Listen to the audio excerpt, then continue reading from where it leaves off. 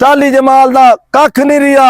अगा जनाब मेरी श्री चक श्री रुएला वो पूरा जेरे आब है। गंज बख्श बोदला दोना खोखराला चक राज के अगा वल्लू शेखू मल्लू शेखू ये सारे जेरे आब नु।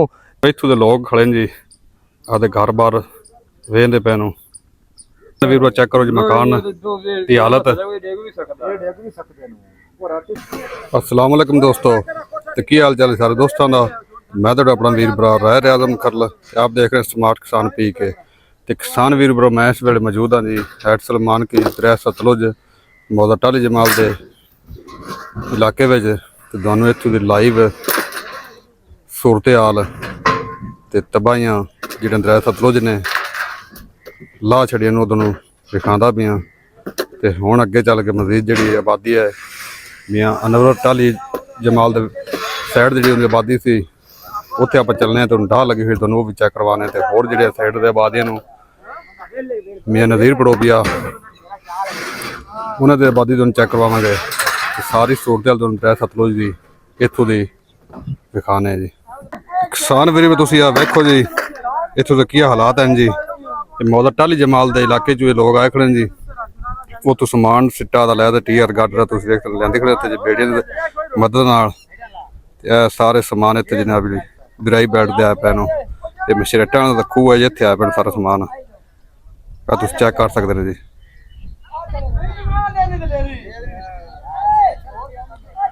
सारे टीआर लक्कड़ सोटा खुरलियां पीटर टिलर प्लेटा ये सारे चीज़ा इतों के लोग इतने लिया खड़े ने। किसान वीर भरा दोस्त इतों के लांदे पे बेड़े तू इन अगे जा रहे हैं आदियाँ पैनियां ते हुणे बेड़ा आवेगा साढ़े वाले असी इहदे उत्ते बवांगे ते जावांगे अगे मियाँ अनवर वाली आबादी विच। किसान वीर भरा ये दरिया सतलुज है जी। इत्थे इस टाइम कोई चीज़ नहीं बची जी, कोई फसल नहीं बची। मुंजी तिली मक्की सब चीज़ तबाह। ये किसान तकरीबन मेरे तजर्बे के मुताबिक 5 साल पिछे रह गए हूँ, यानी कि 5 साल पिछे हट गए। ये 5 साल ताब नहीं आते तो जिन्ने इतों के नुकसान हो गए इस टाइम। हुण आबादी जी खड़ी है जी इस आबादी की परली साइड से और तुम वेखते पे दरिया बड़ा तेजी ना कटाव कर अगे आता पिया। वेखो जी मेरे किसान वीर भराओ रकबा है जी मलक मोहम्मद अहमद खरल साहब का। इत्थे उनके कोई मुलाजम तो कोई राय होंगे बैठे सी ते सारे इत्थे जिहड़े मकान ज़्यादातर जिहड़े ना ढह गए नूं। वेखो जी ते अगली आबादी चेक करो जी वो भी सारी ढह गई जी। तो किसान वीर भराओ ज़्यादातर साढ़े इस इलाके विच तहसील दीपालपुर का इलाका है जी। तो मौदा टाली जमाल इत्थे ज़्यादा नुकसान पिंडा के पिंड ढह गए जी। तो कुछ चंद घर इत्थे बचे हैं जी। तो बाकी तुसीं नाल वेखो जी सोलर स्टैंड खड़ा है जी। तो नाल जी है बोर खड़ा है। वेखो जी ये बोर का पैप खड़ा और कोई चीज़ नहीं बची इत्थे। खाडा खुडा सारी शैं जिहड़े ना बराबर हो गई।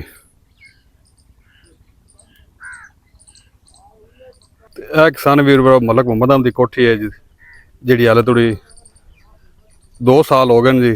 तो हाले धीरे तमीर है तुम चेक कर सकते हैं मिस्त्री मजदूर वाले काम करते पे नो।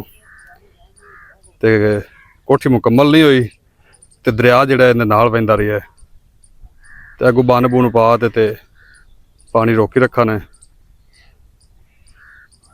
इत्थों के लोग खड़े जी आदे घर बार वेंदे पे नो।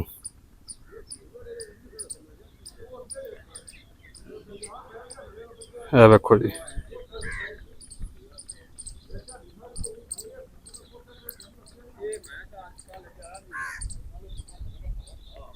ਚੈੱਕ ਕਰੋ ਦੋਸਤੋ, ਇਹ ਕਿਸਾਨ ਵੀਰੋ ਚੈੱਕ ਕਰੋ ਜੀ ਮਕਾਨ ਦੀ ਹਾਲਤ।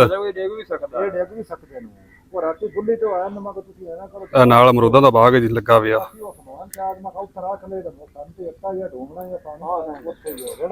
ਇਸ ਸਾਈਡ ਤੋਂ ਕਿਸਾਨ ਵੀਰੋ ਪਾਣੀ ਆਇਆ ਜੀ,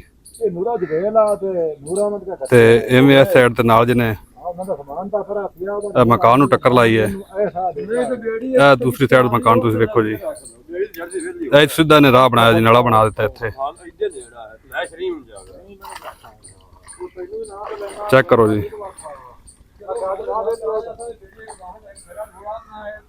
ਇਹ ਮਕਾਨ ਉਹਨਾਂ ਦੇ ਜੀ ਪੱਕੇ। ਇਹ ਵੇਖੋ ਮੇਰੇ ਕਿਸਾਨ ਵੀ ਭਰਾਓ, ਬਾਹਰ ਹੋਈ ਪਈ ਜੀ। ਇਹ ਨਾਲ ਸਮਾਨ ਵੀ ਪਿਆ ਜੀ।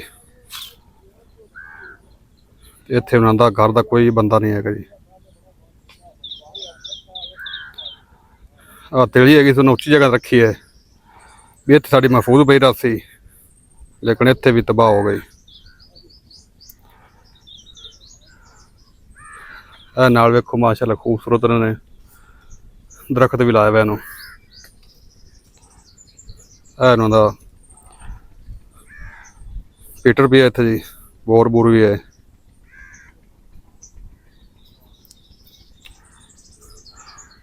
ਸਾਰੇ ਪਾਸੇ 12 ਹੋਈਆਂ ਪਈਆਂ ਜੀ। ਇਹ ਅਮਰੂਦਾਂ ਦਾ ਬਾਗ ਵੀ ਨਾਲ ਉਹਨਾਂ ਲਾਇਆ ਹੋਇਆ ਹੈ। ਤੇ ਕਿਸਾਨ ਵੀਰ ਬਰੋ ਇੱਥੇ ਕੋਈ ਪਰੇਸ਼ਾਨੀ ਨਹੀਂ ਹੈਗੀ ਸੀ ਵੀ ਇਵੇਂ ਹੋ ਜਾਣਾ ਹੈ ਜੀ, ਜਿਵੇਂ ਇਸ ਟਾਈਮ ਇੱਥੇ ਹੋਇਆ ਪਿਆ ਜੀ। ਤੇ ਜ਼ਮੀਨਾਂ ਜਿਹੜੀਆਂ ਨੂੰ ਤਬਾਹ ਹੋ ਗਈਆਂ ਨੂੰ, ਰੇਤੇ ਸਾਰੇ ਪਾਸੇ ਚੜ ਗਏ ਨੂੰ। ਇਹ ਕਿਸਾਨ ਵੀਰ ਬਰੋ ਤਕਰੀਬਨ ਤਿੰਨ ਕਿੱਲਿਆਂ ਲੈਣਾ ਹੈਗੇ ਆ, ਜਿਹੜੇ ਇਸ ਟਾਈਮ ਫਨਾ ਹੋਈਆਂ ਪਈਆਂ ਨੂੰ, ਰੇਤਾ ਹੀ ਰੇਤਾ ਨਿਕਲਾ ਪਿਆ ਜੀ। ਤੇ ਕਿਸਾਨ ਵੀਰ ਬਰਾ ਬੜੀ ਮੁਸ਼ਕਿਲ 'ਚ ਹੋ ਗਏ ਨੇ ਇਸ ਟਾਈਮ, ਤੇ ਤਕਰੀਬਨ 5 ਸਾਲ ਪਿੱਛੇ ਹਟ ਗਏ ਨੂੰ, ਤੇ ਬੜੇ ਔਖੇ ਤਾਬ ਆਉਣਗੇ। ਤੇ ਜਿਹੜਾ ਆਪਣਾ ਮੁਲਕ ਹੈ ਪਾਕਿਸਤਾਨ ਹੈ, ਇਹ ਤਕਰੀਬਨ ਮੇਰੇ ਹਿਸਾਬ ਨਾਲ 10 ਤੋਂ 15 ਸਾਲ ਪਿੱਛੇ ਹਟ ਗਿਆ।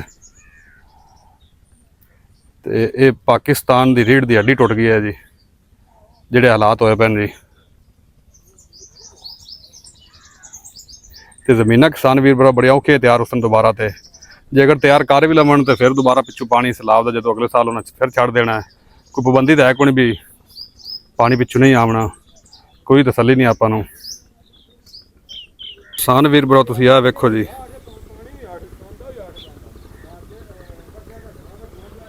ਮਕਾਨ ਡਹਿ ਗਏ ਨੂੰ। ਇਹ ਪੱਕੇ ਮਕਾਨ ਹਨ, ਇਹਦੀ ਪਰਲੀ ਸਾਈਡ ਤੋਂ ਇਹ ਮਕਾਨ ਡੱਠੇ ਪਏ ਨੂੰ। ਕਿਸਾਨ ਵੀਰ ਬਰਾ ਦੋਸਤ ਆਦਾ ਰਕਬਾ ਵੇਂਦੇ ਫਿਰਦੇ ਨੂੰ ਵੀ ਦਰਿਆ ਕਿੰਨੀ ਕੁ ਰੇਤ ਸੱਟ ਗਿਆ ਹੈ।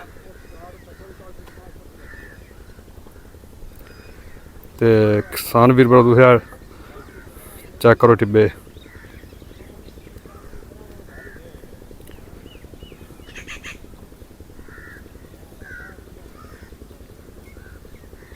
भाई खालिद अपने नाल मौजूद हैं जी, अपना गलबात करने हैं जी इस दरिया के इलाके के बारे। अस्सलाम वालेकुम भाई खालिद। वालेकुम सलाम वरहमतुल्लाह बरकातहू। जनाब असी दरिया के एरिए विच खड़े हैं, पूरा मुल्क जेरे आब है, चक शरीर वेले दे थले खड़े हैं। ते साडी गुजारिश ये है उतले अवाम वास्ते, उतले सियासियां वास्ते जो कोई फंड आंदा पिया है वज़ीर आला पंजाब हुकूमत मरियम नवाज की तरफों या खजाने विचों आंदा पिया है, वो उता ही वंडी खादी पीती जांदे नूं। साडे तक कोई चीज़ नहीं पिया आंदी। जेड़े जेरे आप दरिया दे विच हैन बंदे, उन्हां तक एक यरी ताई नहीं शह आंदी पई। ते बंदियां दियां फसलां लोड़ गईयां, घर लुड़े जांदे नूं, बंदे आप घर होए खड़े नूं, माल नूं नहीं कुछ चीज़ लभदी पई, बंदियां नूं नहीं वसैल को लभदा पिया।